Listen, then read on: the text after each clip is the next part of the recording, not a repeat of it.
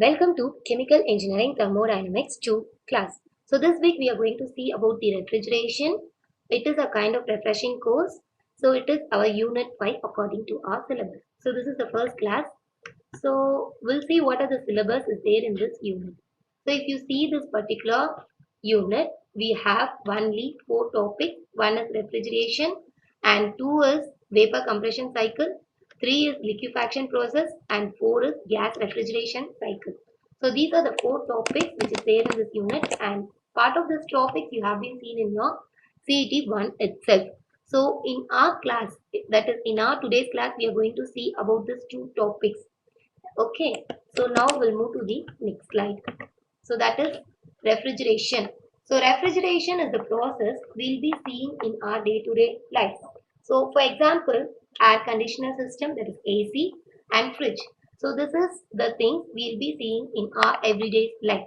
So that is the most very easy example for refrigeration process.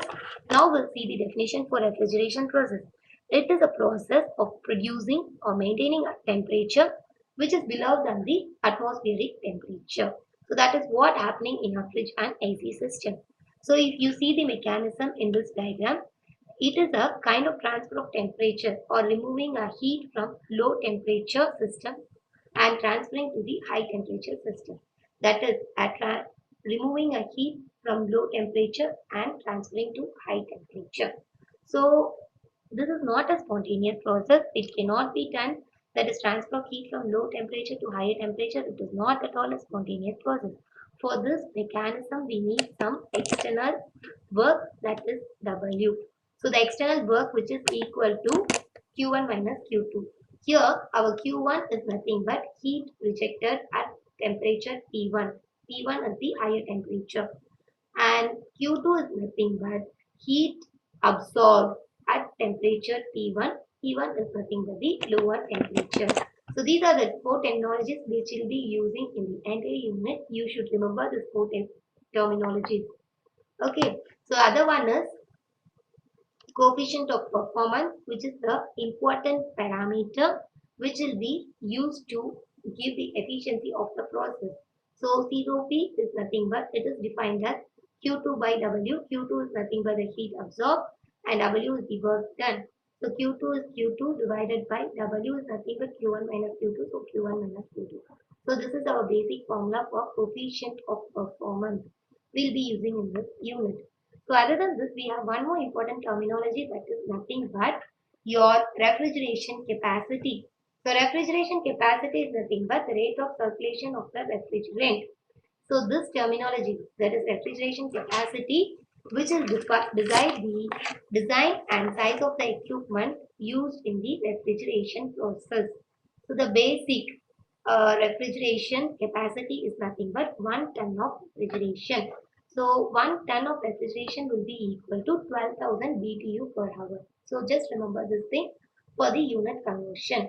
So 12,000 BTU per hour.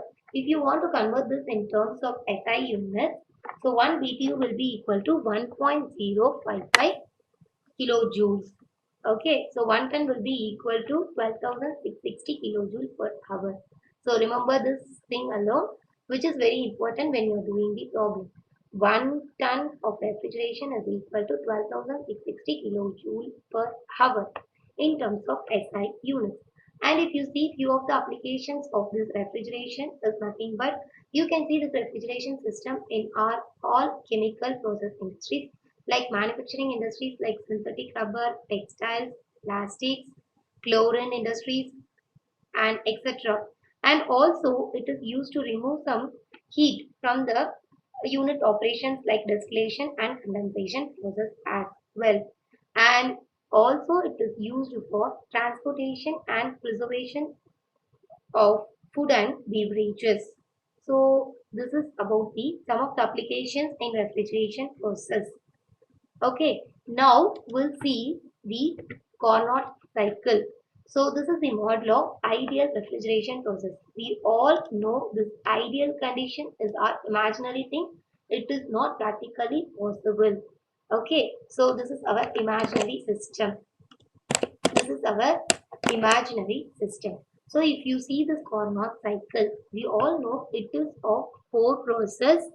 It is of four process. So first one is adiabatic compression. So this adiabatic compression, I'll explain this process with the help of TS diagram. TS diagram is nothing but temperature entropy diagram.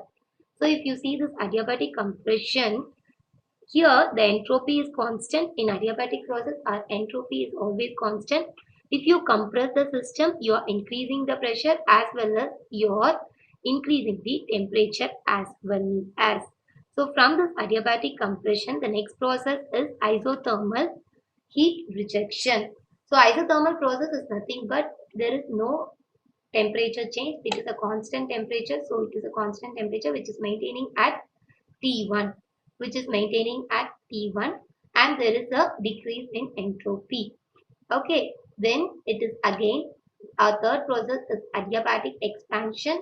Here the pressure is increasing. So the pressure is increasing as well as the temperature is decreasing. It is moving from T1 to T2. Here also the entropy is constant. Then our fourth process is isothermal heat absorption. So isothermal process again there is no change in temperature, so it is maintaining at lower temperature T2, but the entropy is changing from the point D to A, that is increasing in entropy, as well as it is the entire Carnot cycle. So this is our general Carnot cycle. Here you can see two isothermal process and two adiabatic process. Okay, so if you see, you can see the animation of this process. That is, first process is it is our adiabatic compression. It is our adiabatic compression. So if you see, this is the adiabatic compression. It is getting decreased, pressure is increased. Next is isothermal expansion. So you can see the expansion. Then adiabatic expansion, you are expanding, pressure is decreasing. Again isothermal compression. So the temperature is increasing.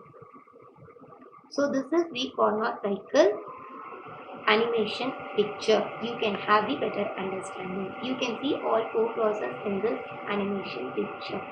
Each and everything you can see how the pressure is increasing and decreasing, and also you can see how the volume is varying. So this is about the peak of pressure and volume. So now if you see the COP for Carnot cycle, your Q2 you can represent in terms of T2 also. Your Q2 is equal to T2 into del S. T2 is the temperature and del S is the change in entropy. So this is T2 del S by T2 minus T1. Sorry, T1 minus T2 del S. So del S will get cancelled. So remaining T2 minus T2 by T1 minus T2. So this is the COP, and from this you can also find the work done. So work done is nothing but W is equal to Q2 into T1 minus T2 divided by T2. So this is about the Carnot cycle. So now we'll see the vapor compression cycle. Okay, before going to the vapor compression cycle, we'll see what are the limitations of Carnot cycle. So if you see this, it is the ideal refrigeration system. So since it is the ideal refrigeration system, it is not practically possible. So, but vapor compression cycle is practically possible.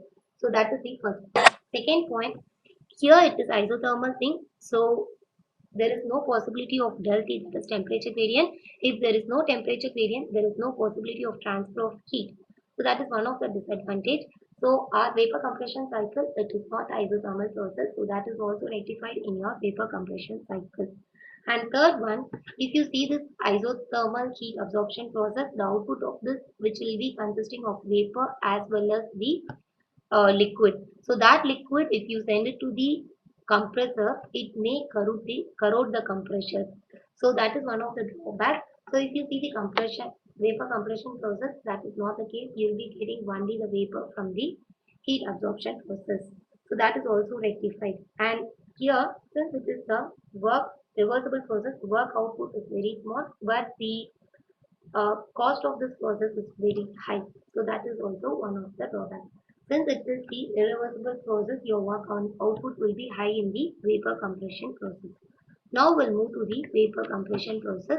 If you see here also four process is there, but it is not the isothermal process. That is your condenser and refrigerator is not the isothermal process.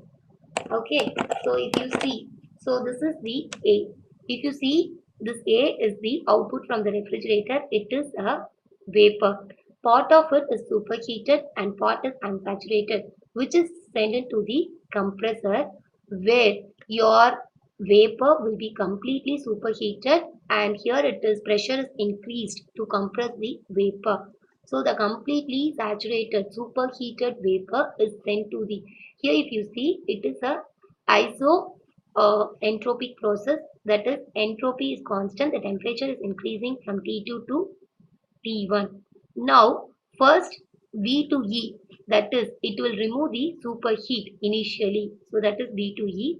Then it is a constant temperature process. The condensation is takes place. It will convert into a liquid. So it is a constant temperature process, but entropy is decreasing. So next is throttle valve. It will increase the pressure. It will increase the pressure. So if you send the liquid, it will increase the pressure and it will send it to the refrigerator. Here the temperature is decreasing from T1 to T2, and it is, there will be slight changes in the entropy also. But if you see this throttle valve throttling process, it is a isoenthalpic process. There is no change in enthalpy. That is, your Hc is equal to Hd. So this process is isoenthalpic process. Okay, so now here the refrigeration is again taking place. It is a kind of evaporation process. Your liquid is converted into a vapor, and it is a constant temperature process. So here you can see this D to A process. If it, so this is about the vapor compression cycle. So from this process, my Q2 will be equal to HA minus HD. Q1 will be equal to HB minus HG. W will be equal to Q1 minus Q. So my W will be equal to Q1 minus Q2. Your HC and HD will get cancelled. So W will be equal to HB minus HG. So m dot will be equal to, that is, my q will be equal to m dot into HA minus HD. This m dot is nothing but the rate of refrigeration. So this is also one of the formula you may get in your problem. And my COP will be equal to Q2 by W. Here we know what is Q2 and we know what is W. If you substitute, you will be getting your COP for your vapor compression process. Okay, so my next slide, this is a slight alteration of vapor compression process due to rectify two limitations of the previous process. That is nothing but only one change.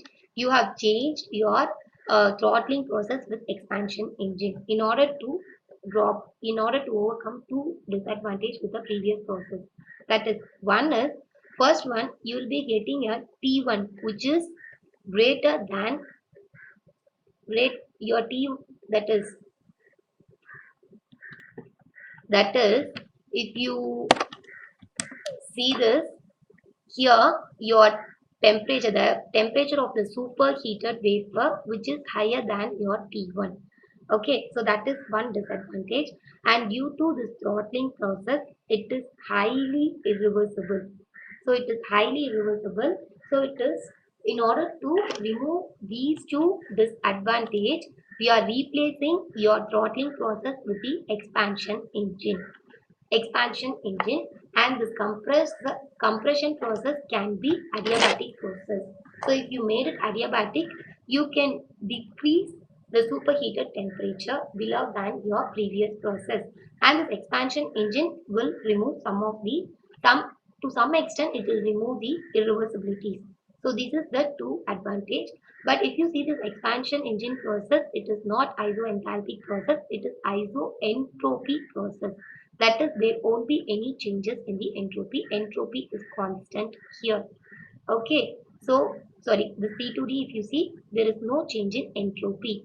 It is not isoenthalpic process. So my COP will be equal to HP minus HC minus HA minus HD. Here HC and HD will not be cancelled because it is not the isoenthalpic process. So this is my COP.